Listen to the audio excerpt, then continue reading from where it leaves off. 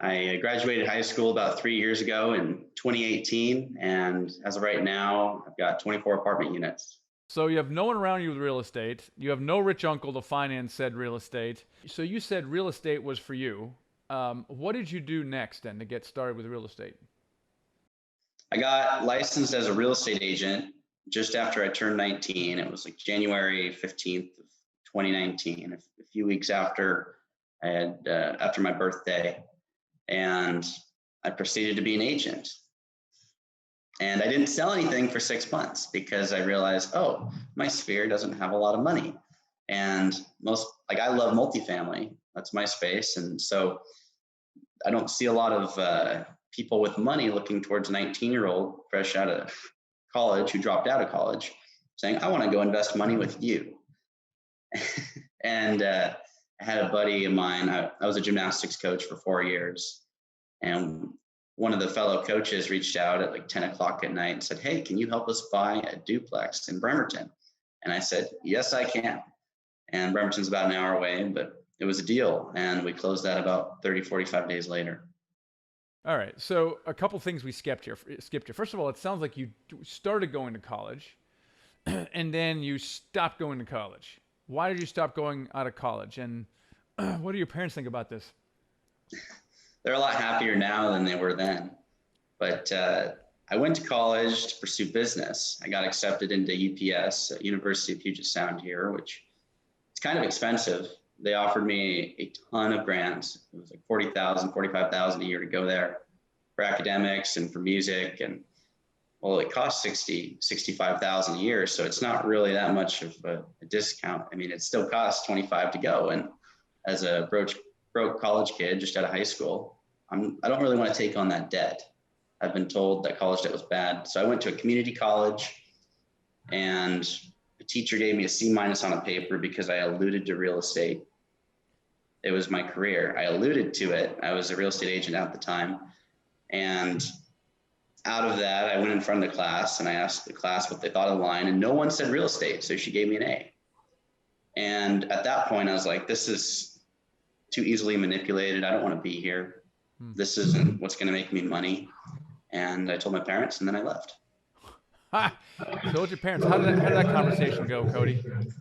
It was a 3-part conversation. The first time I brought it up, they said, no, you're finishing. Then I waited a couple of weeks. I brought it up, said, finish the quarter. The third time I brought it up, said, look, this really isn't for me. They said, we'll honor that, but you need to finish the quarter. Then you can be done. And that's how it went.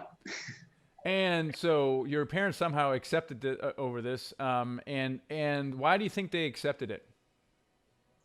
Because I was pushing so hard for it. I'm super passionate about it. Mm-hmm. And I was putting everything in place, like doing everything I could. I was spending all my time on real estate. It was studying. It was being in the office, pursuing knowledge. And I was just devoting myself 100% into it. I read a book, Be Obsessed or Be Average by Grant Cardone.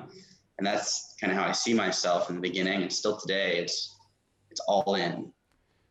Yeah, so that's really interesting. I mean, what did your friends think about this, right? Because, I mean, what people around you were going to college, I assume. I mean, even to this day, this is still going on. What were your friends saying to you?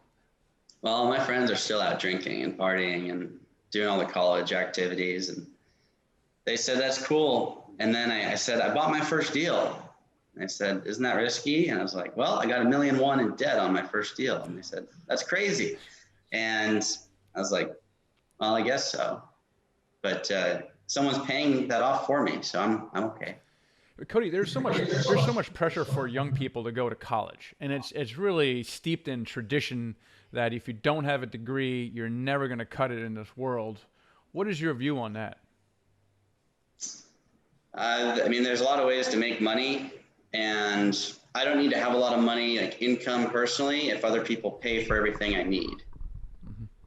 So if I have a bunch of tenants paying me money, I don't need a degree to go get a lot of earned income. I can just go get passive income by using my brain to try and think things through.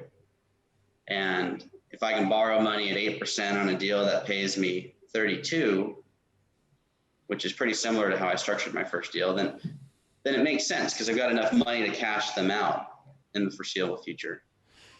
I remember when I was your age, Cody. I mean, the peer pressure is pretty big, right? I mean, you kind of just want to fit in. And why did you not feel that? How did you deal with that peer pressure to try to fit in? Because you're clearly not fitting in at all.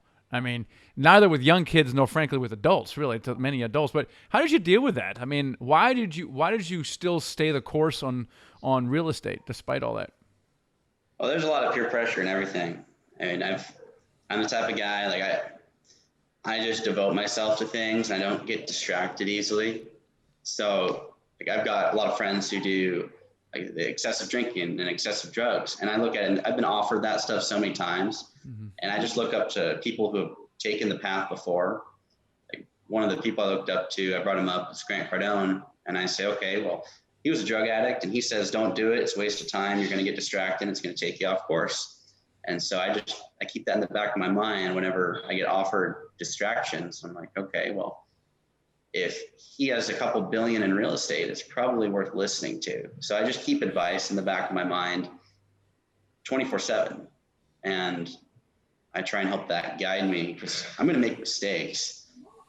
There's going to be moments where I give in, but I want to try and minimize that. So I just keep all that advice in the back of my head to try and think things through. And I don't make instantaneous decisions on life-changing events. Notice the importance of his mentor, Robert. I mean, that's unbelievably huge.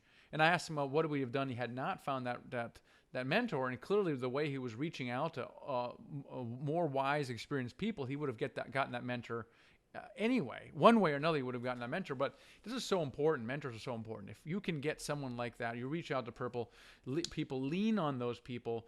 And sometimes finding an unpaid mentor is very difficult to do. And sometimes you don't really get the results from a person like that. So in that case, if you can afford it, hire a mentor to do what you've done. Now, we have a great mentoring program. Check us out, themichaelblank.com/mentor. You can set up a call with our chief strategist and see if mentoring is right for you. And you can work with a full-time syndicator if you value mentorship and you have the ability to invest yourself in that way. But mentors along the way are so important. And you can get mentors, just by listening to a podcast, by listening to this podcast or reading a book. You can listen to very experienced people help you along your way. And so we have more mentors out there than ever before. So hopefully you were inspired by that story. I mean, certainly I was, right? So this young guy out of nothing, and again, he just was creative with his finance. He didn't even know you can bring a partner in to sign on a loan. My goodness gracious. He didn't really know that you could syndicate. It wasn't, and he still got it done. So hopefully you'll find that really inspiring, coming really from nothing to, 18 months later, covering his living expenses. And I'm going to watch this. This guy's going to do some great things. So hopefully you were inspired that you learn a lot of things, and I will catch you next time.